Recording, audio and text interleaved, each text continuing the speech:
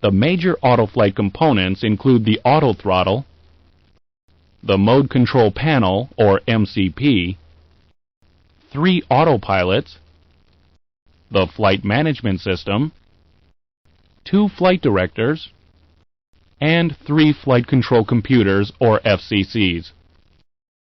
The flight control computers are the heart of the Autoflight system.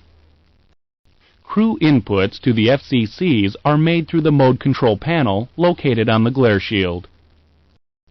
Inputs can also be made with the flight management system, which will be covered in the FMS lesson. The FCCs also operate in conjunction with a variety of other systems. The data is processed by the FCCs and sent out as control signals to autopilots.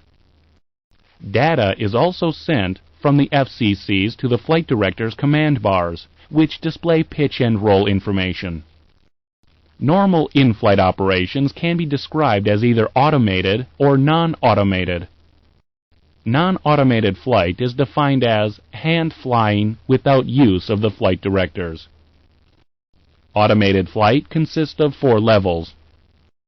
During normal operations, all 4 automation levels require use of the mode control panel, FCCs, and flight directors. In Level 1, the aircraft is flown manually using the control wheel with the aid of the flight directors. A flight director takeoff is an example of Level 1 automation. In Level 2, aircraft maneuvering is accomplished with an autopilot in control wheel steering. For example, during the en route climb after takeoff. Level 3 requires an autopilot in command, such as during cruise. And finally, Level 4 automation incorporates the flight management system, for example, when cleared direct to a waypoint. In summary, Automation Level 1 is associated with hand flying while referencing the flight director. Level 2 with the CWS switch, Level 3 with the command switch, and Level 4 with the FMS. Let's now discuss the flight directors. The flight directors can monitor any one of 3 flight control computers, left, center, or right. The flight control computer to be monitored can be selected from each pilot's instrument panel. These panels are located on the outer portion of each side of the instrument panel. Normally, the left FCC is selected for the captain's flight director, and the right FCC is selected for the first officer's flight director. Both pilots, however, may select the same FCC at the same time. Each flight director can also monitor the center FCC. Each flight director is controlled by an on-off switch located on the mode control panel.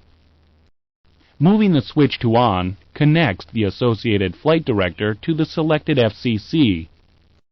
This is indicated by command bars appearing on the ADI, accompanied by green FD letters.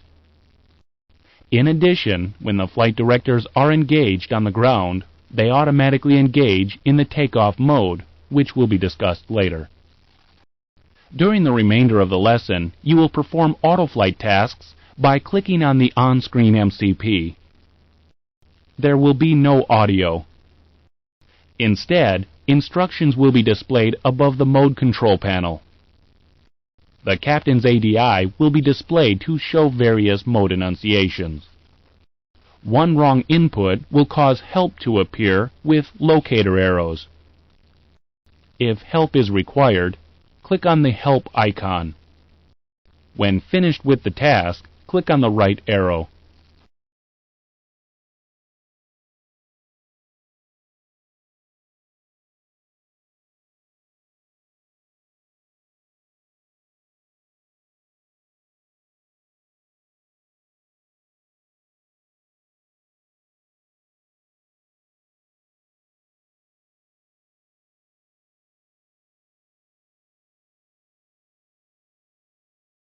Let's now look at the autopilot.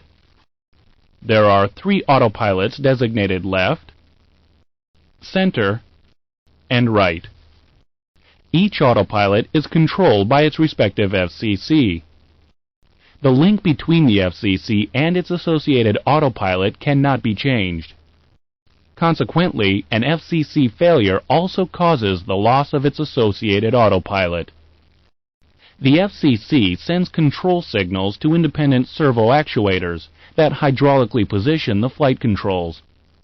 Normally, only one autopilot can be engaged at a time to provide pitch and roll control during climb, cruise, and descent. During the landing phase, multiple autopilots are engaged simultaneously for ILS approaches and automatic landings.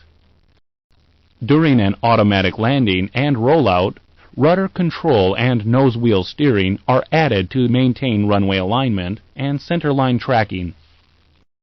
Switches for each autopilot, labeled Command and Control Wheel Steering, select the respective operating mode for engagement. Pressing either switch illuminates a light bar in the switch, indicating that an engagement request has been sent to the associated flight control computer. If the FCC engages the requested mode, it will be displayed on both ADIs in green text. Once the autopilot is engaged, one operating mode can be replaced by the other by pressing the associated engagement switch.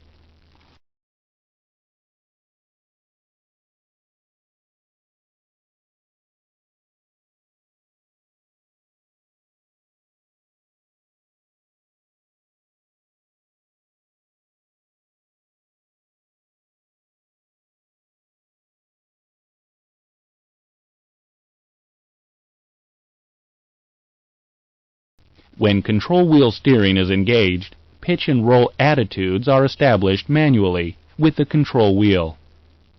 When control wheel pressure is released, the autopilot will hold existing aircraft attitude. If control wheel pressure is released with less than 3 degrees of bank, the autopilot will roll the aircraft wings level and hold the existing heading. Command can be engaged with the flight directors on or off. If command is engaged and both flight directors are off, the autopilot holds the existing heading and vertical speed. If command is engaged with the flight director switched on, the autopilot will fly the engaged flight director modes indicated on the ADIs. To engage a different autopilot, the operating autopilot must first be manually disengaged. There are 2 ways of manually disengaging an autopilot. The first method uses the control wheel autopilot disconnect switch, which is normally pressed twice. The first press disengages the autopilot, which is accompanied by an autopilot disconnect light and warning alerts. The second press extinguishes the disconnect light and warnings. Autopilot disengagement can also be accomplished by pushing down a disengage bar located beneath the autopilot switches. When pushed down, the bar displays an orange stripe to indicate the disengage position, accompanied by visual and aural warnings. The bar must be pushed up into the original position before any autopilot can be re-engaged. Automatic disengagement occurs when an autopilot can no longer safely fly the aircraft, accompanied by the visual and aural warnings. An autopilot may experience minor malfunctions that do not affect safety. In that event, autopilot operation will continue, but with slightly degraded operation. Degraded operation is signaled by an autopilot discrete light, accompanied by the associated ICAS caution alert. Now let's move on to autothrottles. The autothrottle system provides automatic thrust control from the start of takeoff roll through an automatic landing or go-around. The autothrottle can be operated with or without the autopilot and flight directors engaged.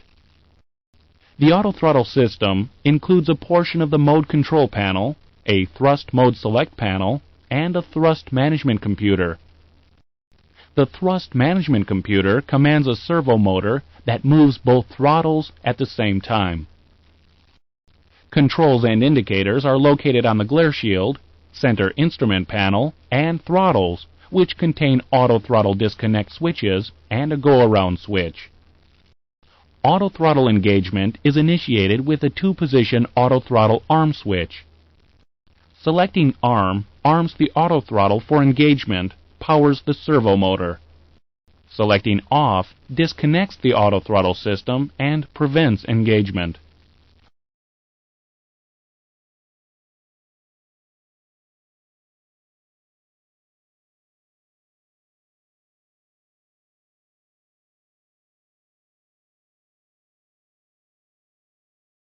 Four mode selector switches and the go-around switch determine the operating auto throttle mode.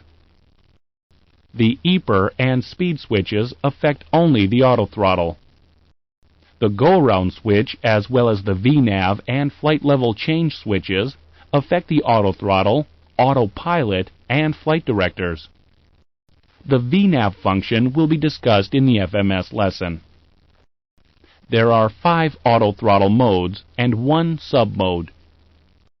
Pressing one of the selector switches engages the auto throttle if armed.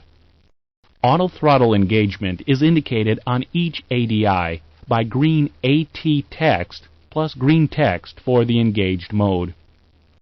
When a mode is first engaged, the text is enclosed in a green box for 10 seconds to attract attention. For lesson purposes, the on-screen ADI will display the green box for a much shorter time.